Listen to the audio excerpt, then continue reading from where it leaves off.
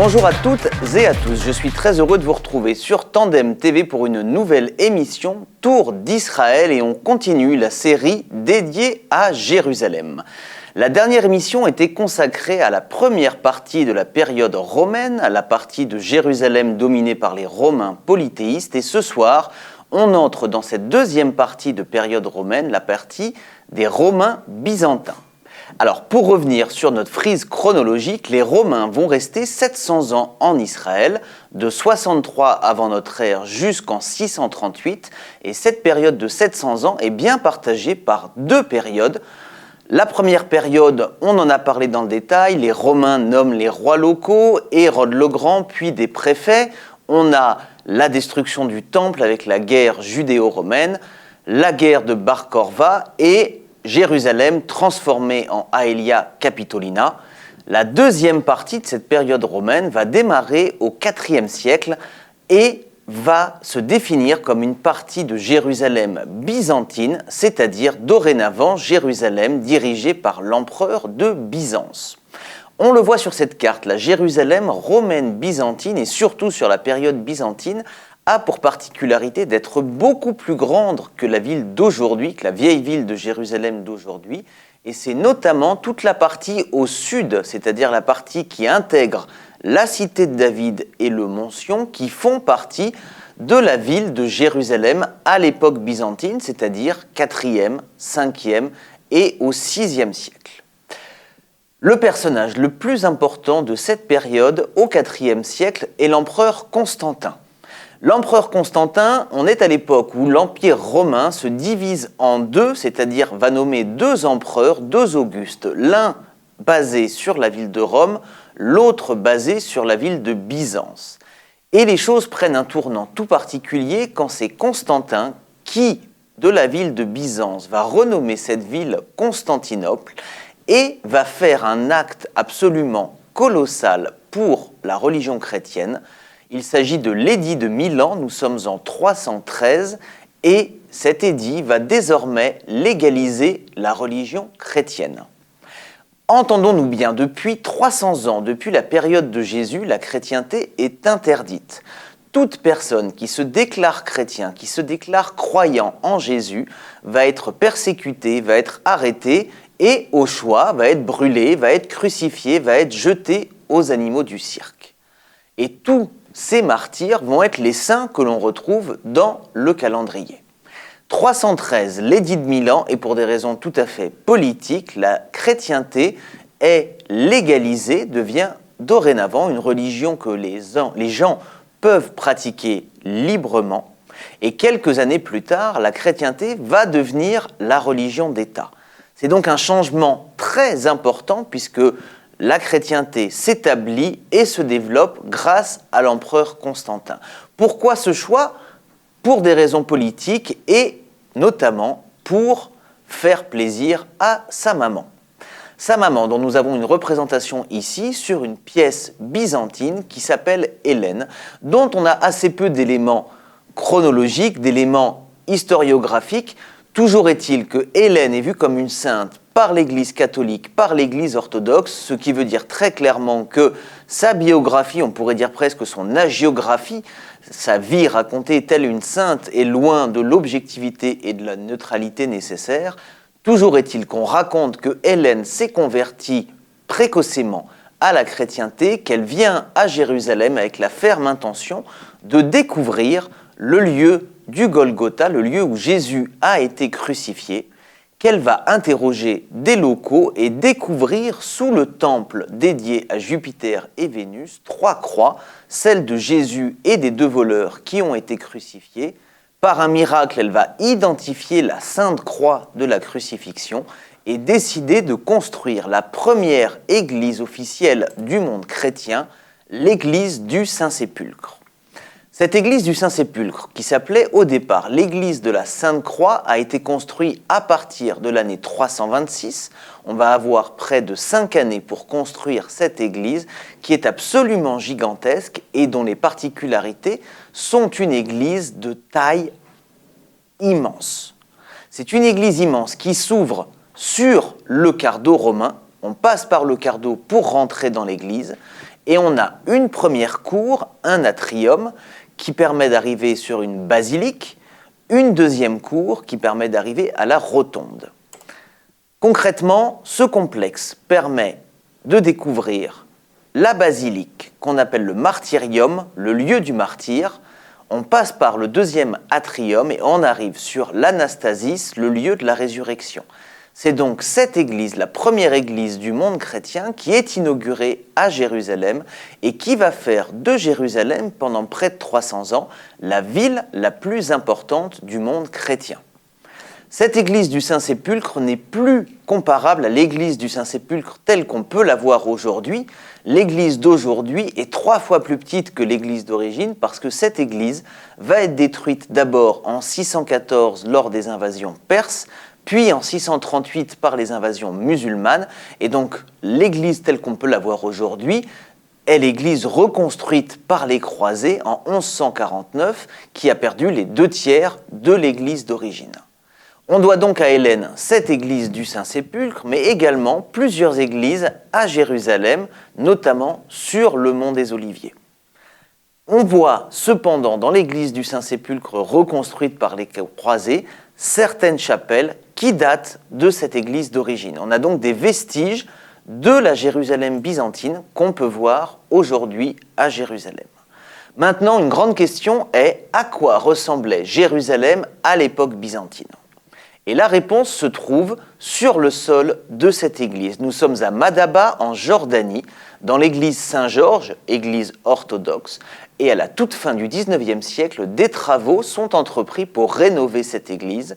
C'est à ce moment-là qu'on va découvrir une immense mosaïque qui fait 14 mètres de large sur 22 mètres de long et qui décrit toute la région du Proche et du Moyen-Orient.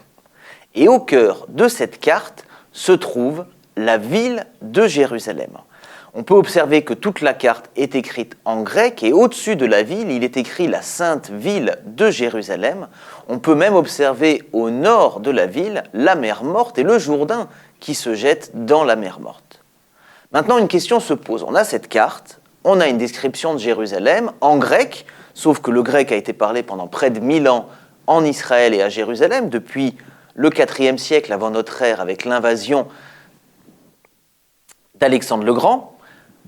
Mais de quand date cette carte ? Est-ce qu'elle date du IVe ? Est-ce qu'elle date du VIe siècle ? Malheureusement, l'auteur n'a pas précisé la date précise, sauf que sur cette carte, on peut observer avec précision différents bâtiments, et notamment des églises, dont on sait avec certitude qu'elles ont été construites entre le IVe et le VIe siècle, et elles ont toutes été détruites au VIIe siècle lors des invasions perses et musulmanes. J'ai pris la peine de préciser sur cette carte les différents éléments intéressants que l'on peut retrouver.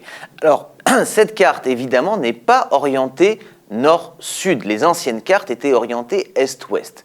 On a donc l'est en haut de la carte, l'ouest en bas de la carte. C'est la raison pour laquelle vous avez en bas de la carte la porte de Jaffa, qui traditionnellement se trouve à l'ouest des cartes.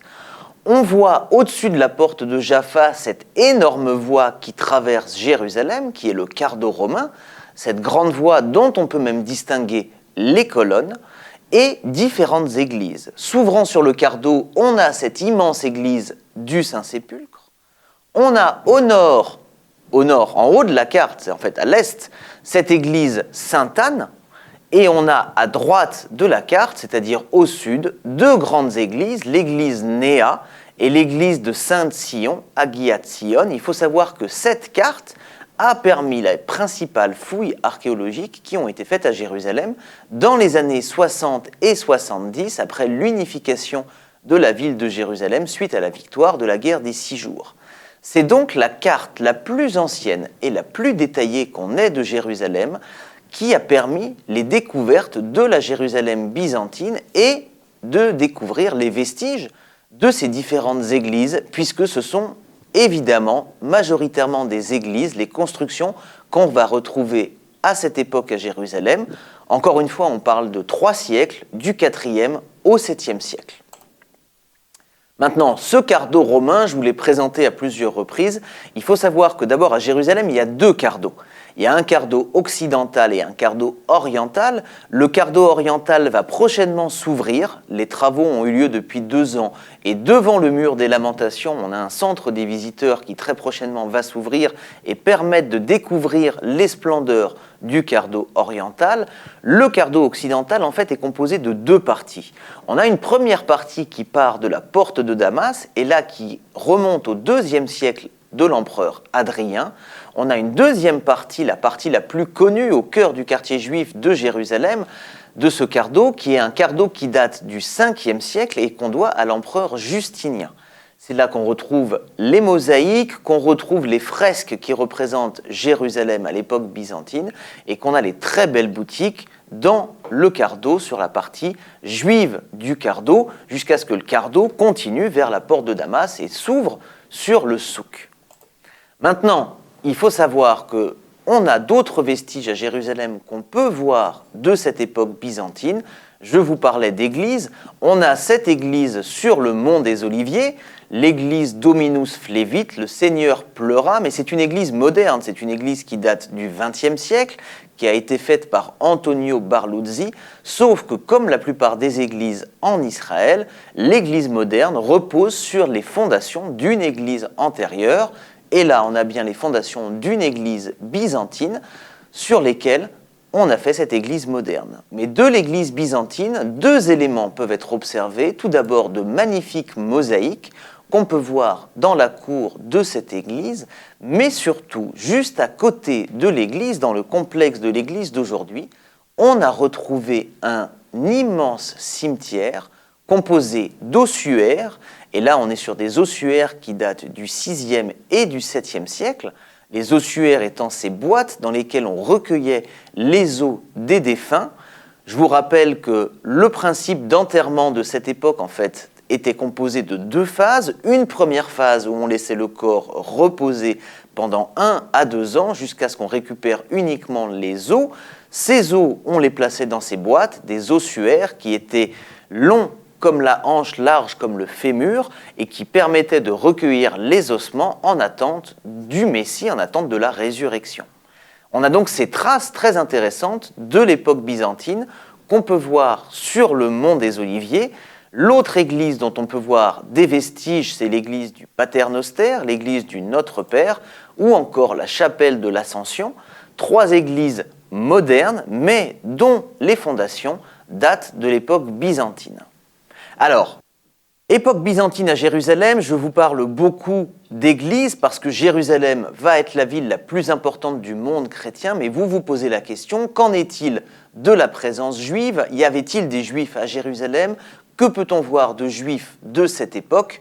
La réponse, c'est qu'il y avait des juifs à Jérusalem, mais très peu nombreux, et que les vestiges ne sont pas à Jérusalem, mais principalement dans le nord. En effet, après la destruction du temple et surtout après la révolte de Bar Korva en 132-135, c'est vers le nord, en Galilée et sur le Golan, que la présence juive va être importante, avec plus de 120 synagogues. Cependant, à Jérusalem, on a une église, l'église dite de Saint-Pierre en Gallicante, sous laquelle on a les vestiges d'une maison attribuée à Caïaphe, le patron, le représentant principal du sang et drain, situé sur le mont Sion. On a également l'abbaye de la Dormition, dans laquelle on a les vestiges d'une maison qui date de l'époque byzantine. Maintenant, 120 synagogues situées en Galilée et sur le Golan représentent l'importance de la vie juive à cette époque. Parmi les synagogues les plus belles, on peut citer celle de Capernaum, au nord du lac de Tibériade. C'est la plus grande synagogue qui date de l'époque byzantine. Et plus à l'est, sur les hauteurs du Golan, une magnifique synagogue dont on vient de terminer la restauration, celle de el-Kanatir. Donc présence juive importante en Israël, mais dans la partie nord. Jérusalem, quant à elle, est une ville chrétienne, dominée par ses Romains byzantins. Fleurissent les églises et se développe le tourisme et les pèlerinages chrétiens. Les premiers guides touristiques vont dater de cette époque byzantine pour accueillir les pèlerins du monde entier qui veulent voir les lieux de la chrétienté à Jérusalem. Mais tout ça prend fin à partir de 614, 638, ces deux grandes dates qui vous seront racontées dans le prochain Tour d'Israël.